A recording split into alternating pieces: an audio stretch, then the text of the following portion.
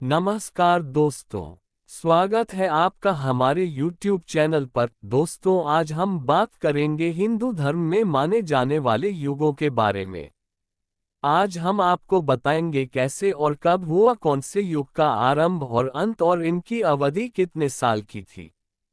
दोस्तों, आज हम बात करेंगे सबसे बुरा युग माने जाने वाले कलयुग के बारे में। कब हुआ इसका आरंभ और कब होगा अंत, आइए तो शुरू करते हैं।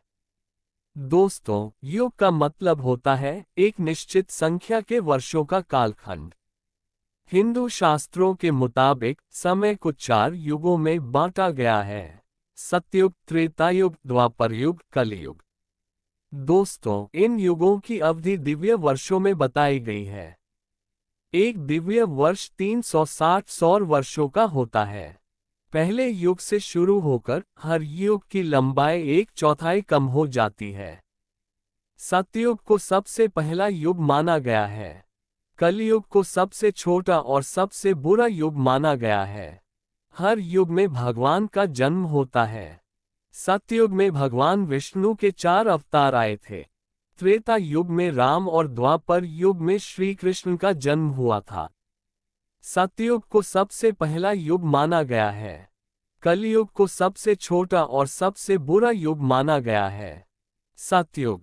दोस्तों, चारों युगों में से सबसे पहला युग यानी सतयुग, इस युग की अवधि लगभग 17,28,000 वर्ष बताई गई है। माना जाता है कि सतयुग का प्रारंभ कार्तिक माह के शुक्ल पक्ष की नवमी तिथि को हुआ था। माना जाता है कि इस युग में देवी देवता पृथ्वी पर मनुष्य की भांति ही रहते थे और उनकी आयु भी लगभग 2 लाख वर्ष होती थी। साथ ही इस युग का तीरथ पुष्कर को माना गया है। सतयुग में पाप और अधर्म के लिए कोई जगह नहीं थी। इस युग में भगवान विष्णु के मत्स्य, कच्छप, वराह और नरसिंह अवतार हुए। त्रेता युग। दोस्तों, शास्त्रों में त्रेतायुग की अवधि लगभग 12,28,000 मानी गई है। वहीं धार्मिक ग्रंथों के अनुसार त्रेता युग की शुरुआत वैशाख माह की शुक्ल पक्ष की तृतीया तिथि से हुई थी। माना जाता है कि इस युग में मनुष्य की आयु लगभग 10,000 वर्ष होती थी और तीर्थ नैमिषारण्य था। इस युग में अधर्म का नाश करने के लिए भगवान विष्णु के श्री राम, वामन, परशुराम के अवतार हुए। द्वापर युग। दोस्तों, हिंदू शास्त्रों में वर्णित है कि द्वापर युग की अवधि लगभग 8,64,000 है और यह युग माघ माह के कृष्ण अमावस्या से शुरू हुआ था। हिंदू धर्म ग्रंथों में इस युग में मनुष्य की आयु लगभग 1,000 वर्ष बताई गई है। इस युग का तीर्थ कुरुक्षेत्र को माना गया है। द्वापर युग में भगवान विष्णु के अवतार श्री कृष्ण ने धरती पर जन्म लेकर कंस जैसे दुष्टों का संहार किया।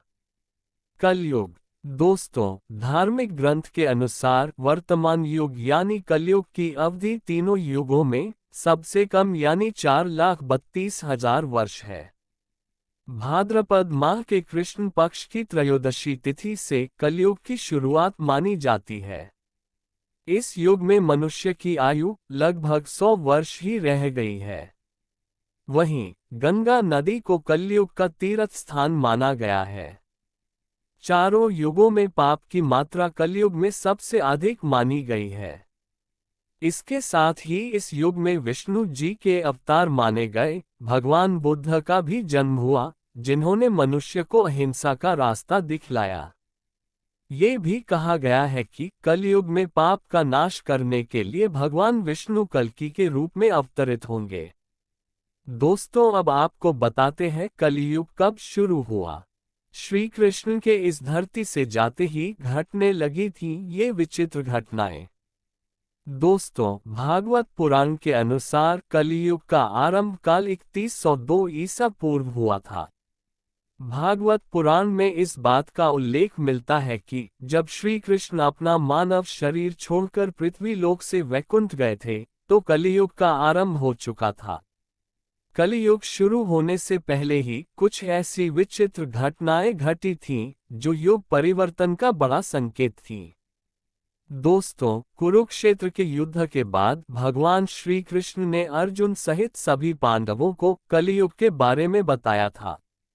महाभारत का युद्ध जीतने के बाद जब पांचों पांडव खुशी खुशी हस्तिनापुर लौटे तो श्री कृष्ण ने उन्हें युग परिवर्तन के बारे में बताया।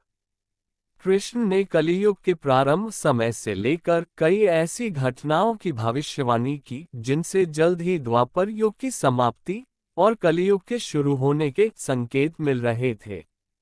आइए विस्तार से जानते हैं कलियुग कब शुरू हुआ था और इसके आरंभ पर कौन सी घटनाएं घटी थी।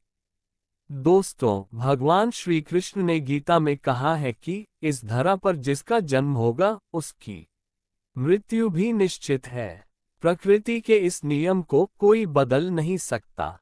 स्वयं श्री कृष्ण भी इस नियम से बंधे थे। मनुष्य रूप में जन्म लेने के बाद श्री कृष्ण के मानव शरीर का जब अंत हुआ तो वे वैकुंठ गमन कर गए। भगवान कृष्ण का धरती पर से जाना कलियुग के शुरू होने का बड़ा संकेत था। पौराणिक कहानियों में श्री कृष्ण के वैकुंठ गमन की घटना को कलियुग के शुरू होने का सबसे बड़ा संकेत माना जाता है। पांडवों की दैवीय शक्तियां उनका साथ छोड़ने लगीं।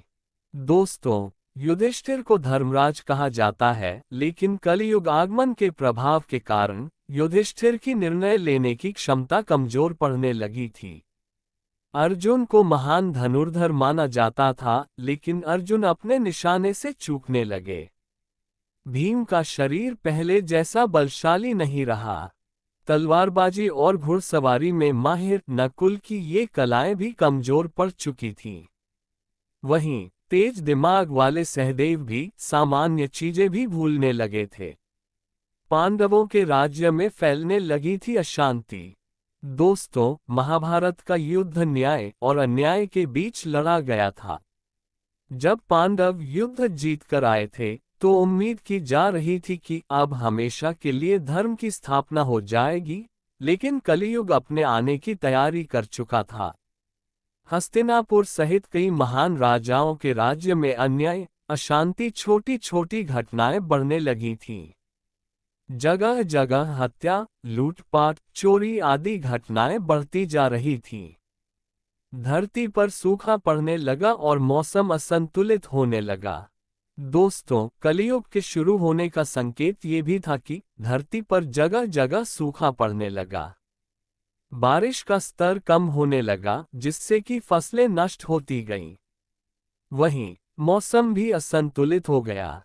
गर्मियों की अवधि बढ़ती जा रही थी और इसी तरह सर्दियां भी अपने समय से कहीं ज्यादा लंबी होने लगी। बारिश की स्थिति ऐसी थी कि कभी लंबे समय तक सूखा पड़ता, कभी बारिश के कारण बाढ़ जैसी स्थिति पैदा हो जाती। प्रकृति के असंतुलन से सभी लोग परेशान थे। बुजुर्गों, स्त्रियों, दिव्य पुरुषों का अपमान होने लगा।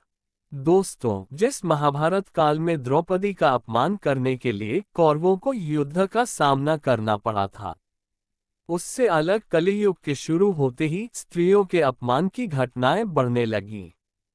उन्हें मनोरंजन का साधन समझा जाने लगा। इसके अलावा भी लोगों के बीच कई कुरीतियां फैलने लगीं। लोग अपने घर के बड़े बुजुर्गों का अपमान करने लगे और समाज में दिव्य और सिद्ध लोगों का भी सम्मान घटने लगा। कुरीतियों का व्यापार चल निकला था। कब होगा कलियुग का अंत? दोस्तों, पुराणों के मुताबिक कलियुग की शुरुआत 17/18 फरवरी 2102 ईसा पूर्व में हुई थी। कलियुग की अवधि 4,32,000 साल है।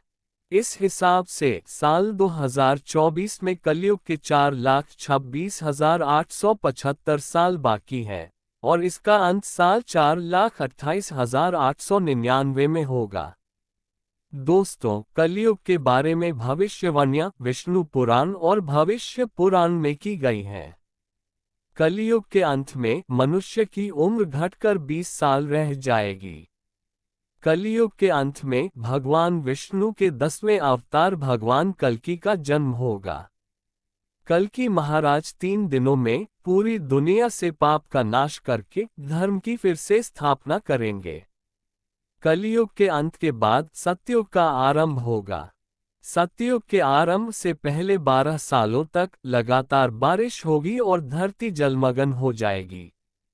फिर 12 सूर्य एक साथ उदय होंगे और पृथ्वी जल को सोख लेगी। दोस्तों, बताइए आपको हमारी ये वीडियो कैसी लगी? ऐसी ही रोचक और ज्ञानप्रद वीडियो देखने के लिए हमारा चैनल सब्सक्राइब करें और वीडियो को लाइक करना ना भूलें। धन्यवाद।